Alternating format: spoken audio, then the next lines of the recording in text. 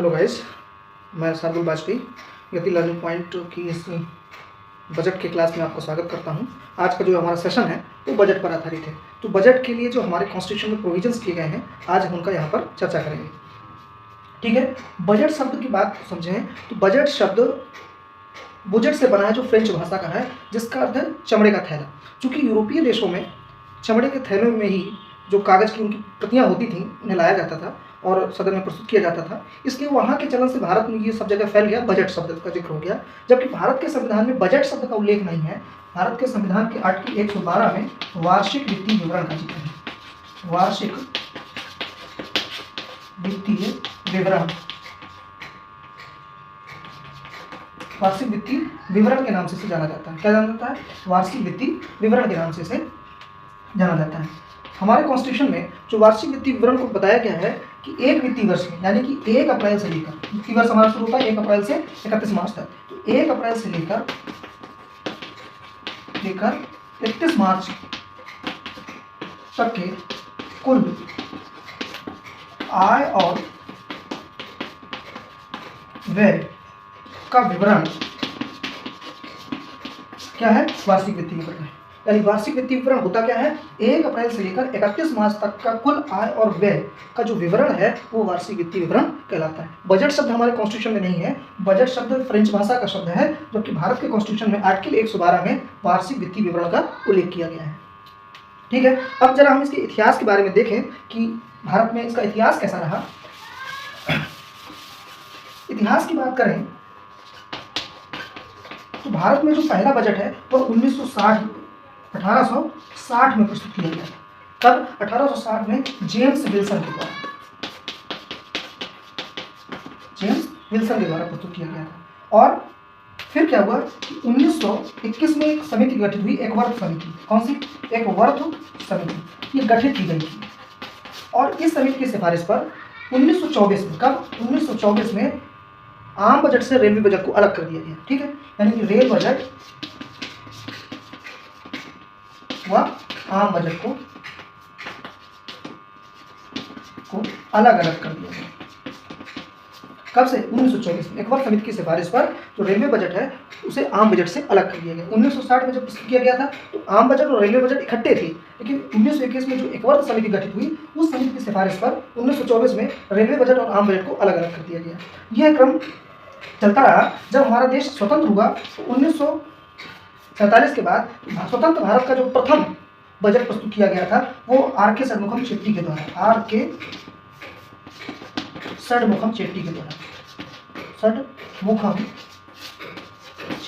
प्रस्तुत किया गया। ठीक है, स्वतंत्र भारत का जो पहला आपका बजट है वो R.K. षणमुखम चेट्टी के द्वारा प्रस्तुत किया गया था। इसके बाद फिर 1970-71 का जो बजट था वो श्रीमती इंदिरा गांधी के द्वारा प्रस्तुत किया गया था। इंदिरा गांधी के द्वारा। प्रश्न बनता है कि भारत की प्रथम महिला बजट प्रस्तुतकर्ता कौन थी? श्रीमती इंदिरा गांधी थी। 1970-71 में बतौर प्रधानमंत्री उन्होंने बजट प्रस्तुत किया था। इसके बाद हमारा आम बजट और रेलवे बजट अलग अलग प्रस्तुत रहा, अलग अलग आता रहा। 1914 में विवेक देवराज समिति की सिफारिश पर गठित किया गया, विवेक देवराज समिति गठित की गई और 1917 में, कब से? 2017 में, क्षमा करें, 2017 में रेलवे बजट व आम बजट को मर्ज कर दिया गया। रेलवे बजट को आम बजट में शामिल कर दिया गया। चूंकि पहले जो हमारा 2017 के पहले जो बजट आता था वो फरवरी के अंतिम सप्ताह में आता था, परंतु 2017 से बजट का जो आना शुरू हुआ वह बजट फरवरी के प्रथम सप्ताह में, और वो भी किसकी समिति की सिफारिश पर? विवेक देवराय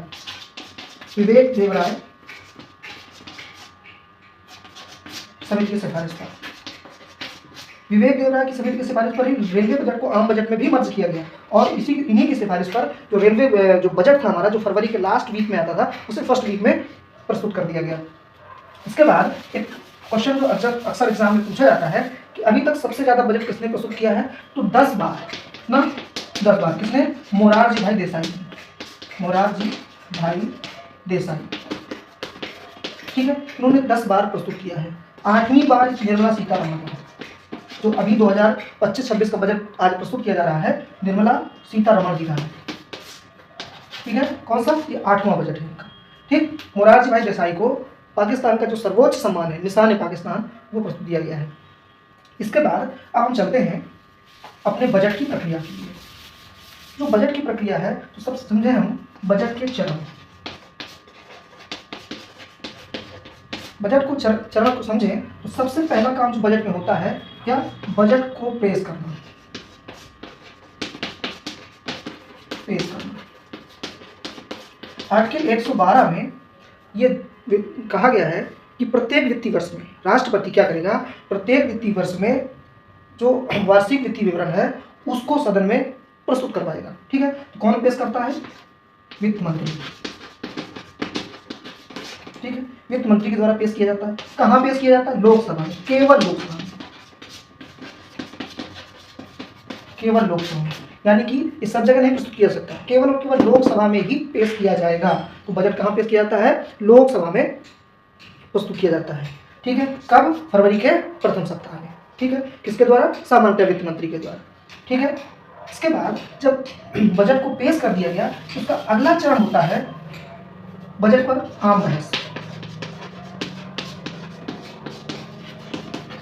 आम बहस होती है। आम बहस के अंतर्गत होता क्या है कि जो बजट की प्रतियां हैं वो लोकसभा के सदस्यों के बीच वितरित कर दी जाती हैं और उस पर आम बहस और चर्चा शुरू हो जाती है। इसके तीसरे चरण की बात करें तो विभागीय समितियों के द्वारा जांच की जाती है।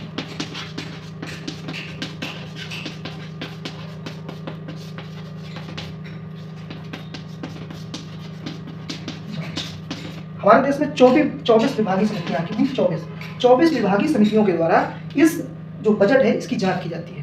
ठीक है, कि इसमें क्या कमियां हैं, क्या सुधार की आवश्यकता है, क्या सही योजनाएं बनाई गई हैं। इसके लिए जो सदन के जो सदस्य होते हैं लोकसभा के, उनके द्वारा 24 विभागीय समितियों के द्वारा इस बजट की क्या करी जाती है? जांच की जाती है। इसके बाद बजट की जांच करने के बाद अगला जो कदम होता है, अगला कदम होता है चौथा कदम, अनुदान मांगे। डिमांड्स फॉर ग्रांट, अनुदान मांगे।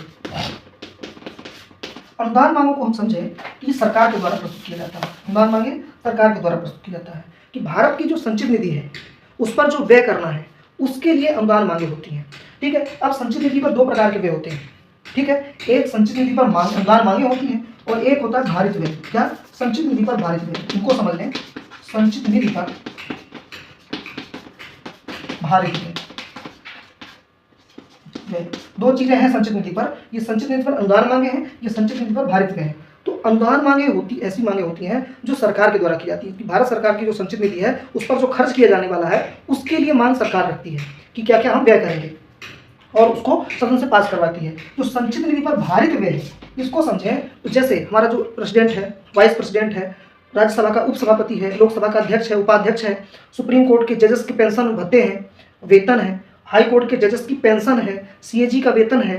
ठीक है, ये सारी चीजें संचित निधि पर भारित व्यय होती है। इन पर क्या? वोटिंग नहीं होती, वोटिंग नहीं होती। और जो अनुदान मांगे होती हैं सरकार के द्वारा खर्च किया जाता है, इनमें क्या? इनमें वोटिंग होती है, वोटिंग होती है। और संचित निधि पर भारित व्यय पर वोटिंग नहीं होती है। ये हो गई अनुदान मांगे, तो सरकार अनुदान मांगे प्रस्तुत करती है। और अनुदान मांगों के लिए डिमांड्स फॉर ग्रांट के लिए मांगे सरकार के द्वारा रखी जाती हैं। अनुदान मांगों के विरोध में विपक्ष क्या करता है? विपक्ष कटौती प्रस्ताव लाता है। क्या लाता है? कटौती प्रस्ताव। ठीक है, इसको बोलते हैं कट मोशन। Cut motion. 3 प्रकार के विरोध हैं कट मोशन, 3 कटौती प्रस्ताव हैं, उनको समझें तो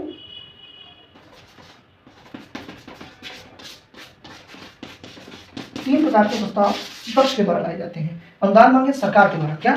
सरकार के द्वारा। कहाँ पर? संचित निधि से व्यय करने के लिए अनुदान मांगे रखी जाती हैं। ये कटौती प्रस्ताव अनुदान मांगों के विरोध में सरकार विपक्ष रखता है, इसके द्वारा, विपक्ष के द्वारा। क्या होता है? पहली चीज है नीतिगत कटौती। नीतिगत कटौती। नीतिगत कटौती में विपक्ष क्या करता है? 1 रुपया कम करने की मांग करता है।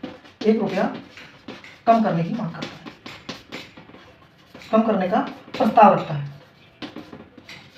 प्रस्ताव लाता है। विपक्ष के द्वारा लाया जाता है। क्या? नीतिगत कटौती।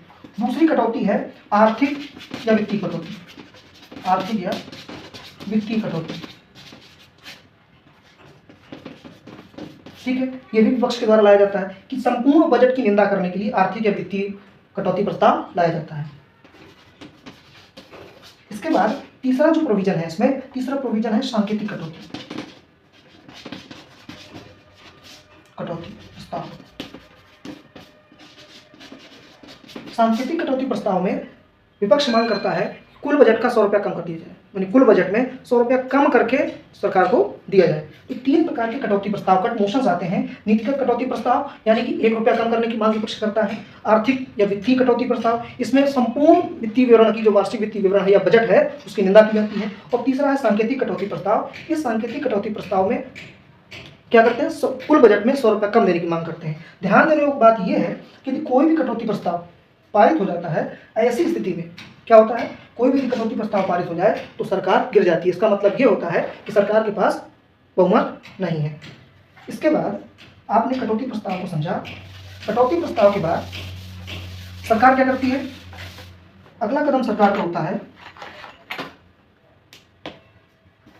विनियोग विधेयक को पारित करना, विनियोग विधेयक को स्थापित करना। तो अगला 5वां चरण है विनियोग विधेयक। विनियोग विधेयक ये होता है कि भारत सरकार की जो संचित निधि है उससे कोई ऐसे पैसा नहीं निकाल सकती गवर्नमेंट। उसके लिए क्या, विनियोग विधेयक आर्टिकल 114 के तहत विनियोग विधेयक की आवश्यकता होती है। ठीक है, यानी कि पैसा निकालने के लिए प्रस्ताव रखा जाता है कि हमें इतना पैसा इस मद के लिए आवश्यकता है और उसे लोकसभा के द्वारा पारित कराना आवश्यक होता है, इसलिए इसे विनियोग विधेयक कहते हैं। और अगला जो चरण होता है विनियोग विधेयक का पारित होना, या इसी को वित्त विधेयक कह सकते हैं, वित्त विधेयक का पारित होना। तो पहले चरण में विनियोग विधेयक सरकार ने स्थापित कर दिया कि इस बजट में जितनी भी खर्चे हमने बताए हैं, जितने भी व्यय बताए हैं, उनको वो हमें चाहिए, उतना धन भारत की संचित निधि से चाहिए, हमको खर्च करना है। और ये बताने के बाद फिर वो विनियोग विधेयक या वित्त विधेयक को क्या करती है, पारित कराती है सदन के द्वारा। इसके बाद इसमें 2-3 पॉइंट्स और जो समझने आवश्यक है। इस तरह से यहाँ सदन बजट आपका पारित हो गया। ठीक है, 2 चीजें और हैं। आर्टिकल 115 के तहत 2 मांगे हैं, अनुपूरक मांगे, अनुपूरक मांगे। जो अनुपूरक मांगे हैं ये क्या है, सरकार ने कोई योजना बजट में उसका जिक्र किया और शुरू कर दी, बाद में उसमें धन कम पड़ गया जितना अनुमान लगाया गया था, ऐसी स्थिति में अतिरिक्त धन दिया जाता है। इसमें क्या, अतिरिक्त धन योजना के लिए अतिरिक्त धन दिया जाता है। यानी इनका ये अनुपूरक मांगे उन योजनाओं पर होती हैं जो सरकार के बजट में जिनका जिक्र किया गया था। ठीक है, ये उनके लिए धन मुहैया कराया जाता है अनुपूरक मांगों के द्वारा। आर्टिकल 115 के तहत अतिरिक्त धन उनको दिया जाता है। दूसरी है अतिरिक्त मांगे, अतिरिक्त मांगे, ये भी आर्टिकल 115 के तहत है। अतिरिक्त मांगे क्या होती हैं, ये उन योजनाओं के लिए है जिनका जिक्र हमारे जो वार्षिक वित्तीय विवरण या बजट है उसमें नहीं किया गया। ठीक है, जब नहीं किया गया, बाद में योजना शुरू की गई, उसके लिए धन की व्यवस्था की जाती है। कहाँ से, अतिरिक्त मांगों के द्वारा। ठीक है, अतिरिक्त धन की जो मांगे हैं ये प्रस्ताव रखा जाता है जिससे उस नई योजना के लिए धन मुहैया कराया जाता है। इसके बाद अगली एक पॉइंट और है, आर्टिकल 116 में क्या, लेखानुदान, लेखानुदान। ठीक है, वोट ऑन अकाउंट बोलते हैं इसको। लेखानुदान, लेखानुदान क्या होता है, लेखानुदान चूंकि ये बजट की प्रक्रिया स्टार्ट हुई, इसके बाद इस पर जांच होगी, जांच होने के बाद विभागीय समितियों के द्वारा अनुपूरक मांगे आएंगी, पारित होगा, और यह प्रक्रिया लंबी है, बजट पारित होने में समय लग जाता है। ऐसी स्थिति में सरकार को एडवांस में ही, क्या, एडवांस में ही 2 महीने के खर्च के लिए कुल बजट का 1/6 भाग, कितना, कुल बजट का 1/6 भाग खर्च करने के लिए दे दिया जाता है। 2 महीने आप जब तक बजट पारित होगा उसको यहाँ इस धनराशि से आप खर्च करेंगे, इसको कहते हैं लेखा अनुदान। ठीक है, वोट ऑन अकाउंट। ठीक है, इस तरह से हमने बजट को समझ लिया। यदि वीडियो अच्छा लगे तो लाइक करें, शेयर करें, कमेंट्स करें, चैनल को सब्सक्राइब करें। Thank you so much.